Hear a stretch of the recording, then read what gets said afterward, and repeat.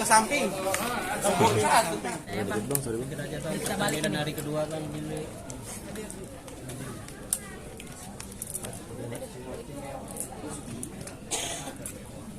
Ya. Oke. Alhamdulillah hari kedua datang ke sini. Lalu gua pakai tunggu nanti.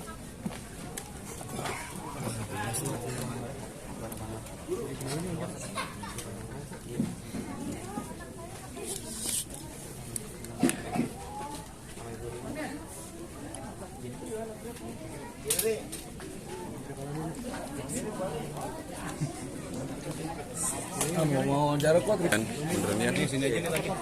Keliling. Bang, jangan ngerokok ya bang. sama itu. Maaf yang ngerokok ya. Jangan ngerokok dulu ya bang. Tangan, sorry. Tangannya, handphone. Yuk. Mobil di hadir ke selalu keluarga seperti apa mobil. Ya, pertama-tama innalillahi wa inna ilaihi raji'un. Kalau berpulang ke rahmat Allah, ya bisa dibilang kakak lah, saudara, teman, sahabat, itu biasa kita kenal Ko Alpa. Beliau sosok orang yang friendly, humble, terus menyenangkan, baik. Dia itu orang yang sama siapapun dari golongan apapun masuk gitu loh. Jadi gue merasa ketika kehilangan sosok orang yang benar-benar care, tulus, baik, merasa sangat amat sedih teman. Ya, Tapi harus tetap datang cuma beli kayak sampai 7 hari ya. Insya Allah kalau misalkan memang nggak ada halangan kayak hari ini, kalau bisa sepetin waktu, ya paling kita ngasih kadonya buat Ko Alpa ya cukup doa lah, doa dari teman-teman, sahabat. Jadi buat teman-teman yang lagi nonton, saya berharap mewakili keluarga besar dari almarhumah Ko Alpa, cuma satu kado yang terindah buat orang-orang yang sudah meninggalkan kita terlebih dahulu, yaitu doa sih sebenarnya teman-teman. Itu aja. Memilih dan menjadi garda terdepan itu keluarga apa seperti apa memilih. Gini, kalau kita urut dari bahasanya silsilah ya, Ko Alpa ini orang yang sangat gampang akrab gitu. Pertama kali ketemu sama Ko Alpa di salah satu televisi, kemudian sampai akhirnya kita ngobrol seru-seruan, terus sering main ke rumah ya dong ya, sampai jam 2 pagi, jam 3 sekedar curhat Ko Alpa.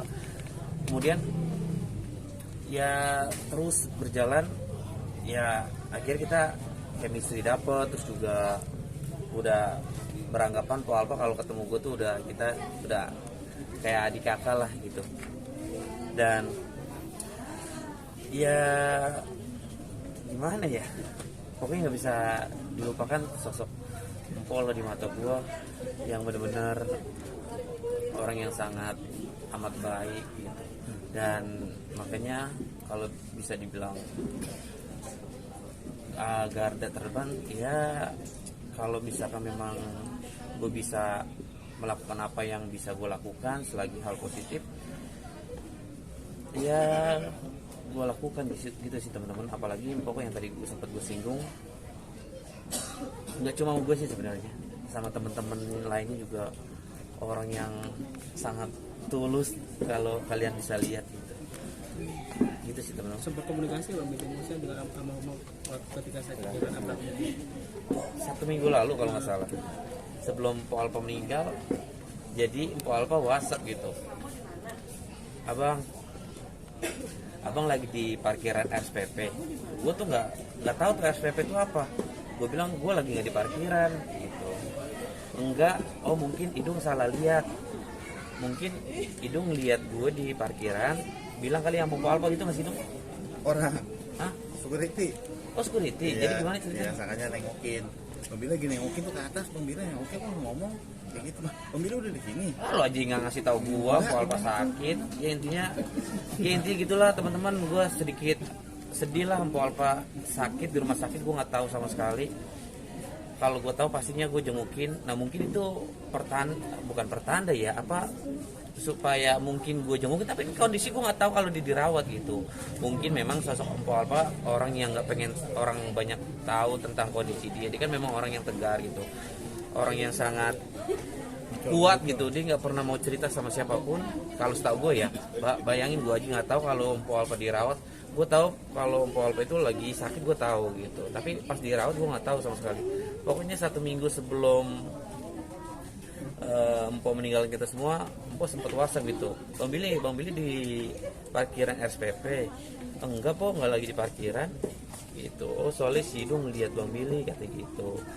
Oh ternyata Empo waktu itu lagi di rumah sakit setelah cerita-cerita sama Idung itu sama Anwar. Kemarin juga itu turut mengantarkan sampai ke dalam rumah. Iya karena kondisi suaminya nggak bisa, lagi shock banget, lagi lemes banget, dan juga Bang Idung juga udah lemes lah, udah pingsan gitu. Jadi ya ada keinginan juga dari Billy pribadi ingin mengantarkan ya tempat peristirahatan terakhirnya Empo Alpa. Tapi ada nggak sih mungkin pesan atau cita-cita yang belum tercapai mungkin ke Bang Billy? Saya pernah cerita, Empo pengen ini nih Bang Billy, Empo pengen ini nih, ada kayak gitu sudah. Waktu curhat ya, ini sedikit bocoran.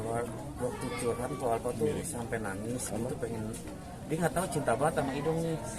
Gue bingung tuh, dia tuh cinta banget. Mana suaminya Bang? Iya deh, dia cinta banget sama Idung, sama anak-anaknya pastilah cinta banget. Kalau sama anak-anaknya wajar lah cinta banget, tapi dia sama Idung cinta banget. Gue nggak tahu, dia sempet cerita, gue udah nggak mau ninggalin Idung gue mati, gue sama Idung, sama anak-anak gue nyari duit buat keluarga gue. Pokoknya buat kita sehat-sehat Bang Billy, dia kayak gitu. Pokoknya banyak lah cerita yang diceritakan sama Empo Alpa, salah satunya itu pengen ngebahagiain keluarga, dia pengen jadi orang yang sukses lagi, jadi orang yang lebih baik lagi, gitu aja sih. Berdoanya untuk dan keluarga yang tinggalkan. Yang pertama adalah yang ingin gue sampaikan, gue berharap buat Bang Idung harus tegar, harus semangat jalan hidup. Buat orang-orang yang menyayangi Empo, keluarga, orang-orang terdekat, harus sabar, harus semangat. Dan buat Empo, semoga Empo ditempatkan di tempat yang paling indah dan mulia di sisi Allah Subhanahu wa taala. Insya Allah Empo bahagia, mudah-mudahan ya Allah. Dan segala perbuatan-perbuatan yang tidak disengaja, mohon maaf buat teman-teman, tolong dimaafkan kalau ada salah-salah ya. Hidung iya, karena kan memang tujuan Empo tuh niatnya bercanda, nggak ada niat apa-apa gitu sih. Kalau misalkan bercandanya kurang berkenan gitu sih teman-teman. Dan saya pribadi sekali lagi ya turut berbelasungkawa gitu. Oke.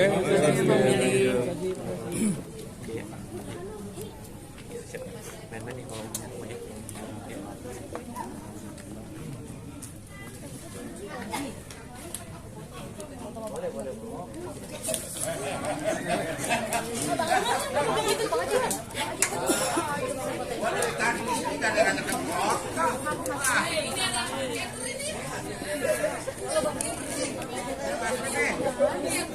Aduh gue yang gede jangan